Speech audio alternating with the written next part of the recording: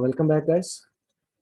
Uh, the next topic is 6TISCH, and usually we can also call it as a 6TSCH. Okay, simply we can call it as a TSCH. See, that is previous whatever I discussed, the transformation from 6LO WPAN to 6LO. So that was also asked in your exam once, and this was also asked in your exam once for 8 marks. Okay, so these all things are very important for you people. Don't ignore them. See this, whatever the previously I was discussing about a constrained network. It was IEEE 802.15.4. So now it's the next version was a 4E. Okay, of course, maybe it is not immediate the next version. So I am talking about this particular version now, that is 802.15.4E. So this is usually it is called as a time slotted channel hopping. It is TSCH. So what it is? What is this TSCH? So it is also one protocol, and it is usually technically you can call it as it is an add-on to our MAC. It means that it is add-on to our MAC layer. What is the full form of MAC layer? Media access control, right? So add-on means what here? Add-on is nothing but it is an extra feature which is available for MAC layer. Okay, so this is the extra feature for available for MAC layer of MAC layer of which technology? IEEE 802.15.4 standard. So because of that only, see earlier it was only 15.4, now it is 15.4E, right? So it is add-on, it's the next update. Okay, so which is came here with a direct inheritance from other standards like ISA and wireless HART. Okay, HART. So this is just about its full form and all those things. So usually the devices which are using this TSCH, okay, usually which the devices which are using this TSCH, they will communicate by using time division multiple access, TDMA, FDMA. I think you are familiar. Okay, see this is the devices which are communicating with other devices by following this technology, that is this scheduling method, that is time division multiple access, TDMA schedule. So here we are going to see some scheduling methods or scheduling algorithms you can call, but actually we are not going to see the algorithms here. We are going to see the methods here only. So here the devices which are using this TSCH protocol, so they will usually communicate with this schedule. What is that? Time division multiple access, TDMA schedule. And here for every device, there will be allocation of a time slot for that device to communicate with the other device. So here the allocation of unit of bandwidth will be allocated to that device, as well as a time slot will be also allocated to that device. Okay, so then still if you want to optimize or standardize IPv6 over this TSCH mode of which is usually we call it as 802.15.4E, which is in short we can call it as a 6TISCH. The IETF, whatever the organization was there already I told you, so that IETF created one separate work group for it, that is a 6TISCH. Okay, so earlier two working groups already we have seen, that is 6LO WPAN working group, and then its next successor was 6LO, right? Similarly here also one more working group only created by this IETF for such kind of protocols. What is that? That is a TSCH mode of IEEE 802.15.4E. Okay, so for this there is a separate working group which is created by our IETF. Next, one more important element which is given by this 6TISCH working group is its next successor is, that is 6TOP, that is a 6 top. So usually this 6 top we call it as a sub layer. And what is the use of this sub layer? You know, in previous topic I discussed about one sub layer there, which was appearing in between our data link layer and the network layer, right? What it was doing, it was packaging the IP. That is nothing but a network layer protocol or network layer, or it was bringing that closer to our lower layers like physical layer and data link layers, right? So there also I called that adaptation layer as a sub layer. Similarly, here also I call this 6 top as a sub layer, and its main purpose is also somewhat the same kind of adaptation layer. So then what is the purpose of this 6 top? So it is also combining MAC layer. Okay, it is also combining MAC layer and LOWPAN adaptation layer. Okay, see, already you have one sub layer, adaptation layer. So now just imagine in between that adaptation layer and this MAC layer, again there is some gap is there. That gap is filled by or bridged by this 6 top. So how it looks like exactly? See here, in between this TSSCH and here it is a 6 LOWPA, and here somewhat here the MAC layer is here. So this in 6 top is coming and inserted in between this LOWPAN and in between this MAC layer. And exactly if you want to talk about this one, particularly here this 6 LOWPAN HC was there. Why it is HC? HC is nothing but it is a header compression layer. It is header compression.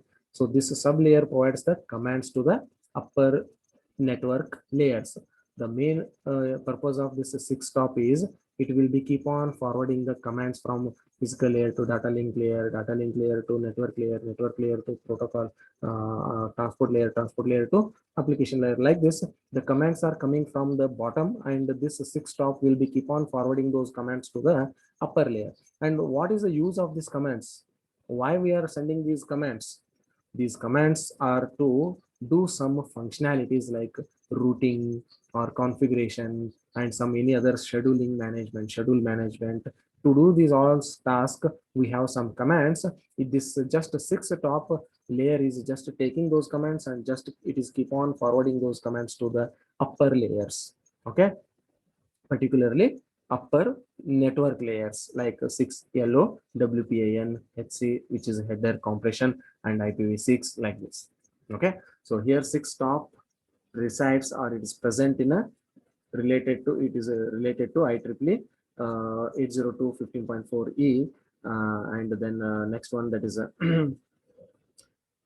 this is usually you can call it as a TSCH. Okay, TSCH, and it is in between this TSCH and this HC and IPv6. Okay, so its main job is to take the commands from the bottom and it is forwarding those commands to the upper network layer. The upper network layer will perform these functions like routing decisions, configurations, and control procedures. Okay, and schedule management. These all tasks will be done by this upper network layers. Now, this schedule means one time slot. Okay, that schedule or time slot in this 6 TSCH. Okay, so it is again divided into small time slots. Usually we call those small time slots as a cell. It may be 1 second or 5 seconds of a time slot. Okay, so every time slot is divided into again some small time slots or sub time slots, which is usually we call them as a cells.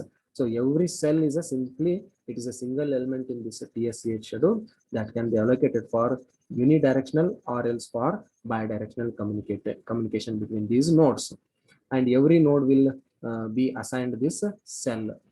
So usually these nodes will transmit only whenever their cell is open. It means whenever the time is free, time slot is free. If that time slot is not free, it means the time slot is busy, or that time slot or that cell is used by some other task like forwarding some particular packet. Okay, or for forwarding the packet, some other packet. So at that time, these nodes have to wait. So once that time slot becomes free, at that time only it transmits the next packet or data, right? So here 6 TSCH architecture, usually it gives us some management mechanisms, schedule management mechanisms. So how many schedule management mechanisms are there? 4 schedule management mechanisms are there. So it means That is nothing but scheduling methods. That's all. Okay. So you can see here first one as a static scheduling. Its name itself is a static. So you can use this word, that is fixed.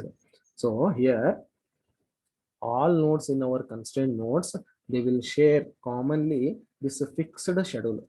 It means that schedule is fixed here. It is not dynamic. For example, 5 seconds for one transmission, next 5 seconds for second transmission, third schedule it is also 5 seconds. Like this, every schedule is a fixed here. It is not like 5 seconds, one is 1 second, one is a third second, 3 seconds, or one is 10 seconds, not like that.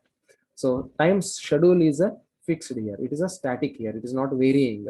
And this static scheduling is very simple and very easy scheduling method.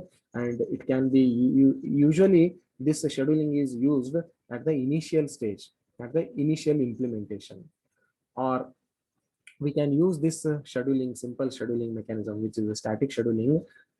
Sometimes there are some malfunctioning in the network, like data hacking, or data losing, or data fetching from some unauthorized this one. It means that suppose if the network is not working properly, something is wrong there in our network. At that time, we can use this static scheduling as a fallback. It means to recover it, to recover this malfunction of that network. At that time also we can use this static scheduling. The main disadvantage of this static scheduling is that at any time any node can be expecting any packet or any data. So this is the main problem of this node. So because you have fixed the schedule, so that nodes should understand that for every 5 seconds I may receive a packet. But before 5 seconds only, if it is starting to expect a data packet from you, then it is the main data drawback of this static scheduling. Suppose instead of 5 seconds, instead of waiting for 5 seconds, if it is expecting the packet in the third second only, or in the second only, or in the fourth second only. So this type of problems will occur in this static scheduling. Okay. So because of that only, what happens here, the time is wasted, or that energy is wasted here. So for waiting, right? So this is the drawback of static scheduling. Then the second one is neighbor to neighbor scheduling. So neighbor to neighbor scheduling is nothing but here schedule is correlated with the observed number of transmission between the nodes. It means that, so from myself to my neighbor, how many number of transmissions are already done. Okay, so it keeps on tracking the number of transmissions here, and cells in this schedule can be added or deleted at the traffic requirements and bandwidth needs the changes. It means that here the cells, that is the small part of your schedule, that can be keep on adding, or else that cell can be deleted whenever the traffic, based on the traffic requirements. The traffic is huge, and then keep on adding the cells. If the traffic is less, then keep on removing the cells. So only less number of cells are required there, right? So this is about neighbor to neighbor scheduling. Then next one is remote monitoring and scheduling management. See, time is one resource it is, right? Along with this time slot, there are some other resources are there. So those resources also we have to allocate to each and every node in our entity, or in our network, right? So this allocation of resources, in addition to the allocation of time, will be handled by management entity. One separate team is there, or one separate part is there, that is called as management entity. Okay, so that can be multiple hops away. It means that this part is not near to me, it may be far away from me. Okay, so this management entity, or this management device, is somewhat so much away from me, that is in between that and myself there may be multiple number of hops. Okay, so remote monitoring from somewhat in some remote area, so that device is monitoring the data packet transmission, and also the allocation of resources in other resources, in addition to the allocation of a time slot. These all allocations will be keep on observing by this management entity, which is so much away from me. Okay, so that we call it as a remote monitoring and scheduling management. Okay, so this scheduling will provide a flexibility to us, and also it provides a control in allocating cells for communicating in between nodes. So don't think that, sir, that management entity is so far away, then we don't have a it doesn't have any control over us or what. So of course, by even though it is so far away from the source node, it will completely control that source node in the allocation of resources in addition to the time resource. Okay, then hop by hop scheduling. Hop by hop scheduling is nothing but here, see, uh, a node being a source node, before transmitting a packet, it decides its path to reach the destination. That is nothing but hop by hop. For example, once you leave from Belgaum, you have multiple other ways to reach the Kolhapur, but you will choose the best path, right? That is highway, right? So like this, there are multiple number of paths are there to reach the destination, but whatever the path you select, that is called as shortest path, and the time taken for that shortest path to transmit the data will be also very short amount of time. Because of that only it is called as hop by hop scheduling. Okay, so that destination, to reach that destination road, the destination node, there is a path is there, that path contains multiple hops. Okay, so for each hop or each data transmission, again here the allocation of cells will be done, and allocation of cells for intermediate nodes are also will be done in that path. Mhm. Then in addition to these schedule management functions, whatever we discussed now, they are schedule management functions, right?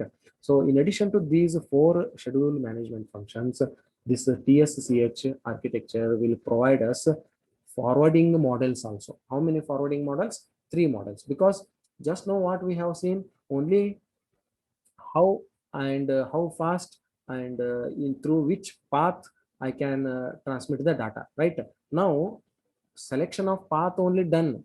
Now the next task is remaining, right?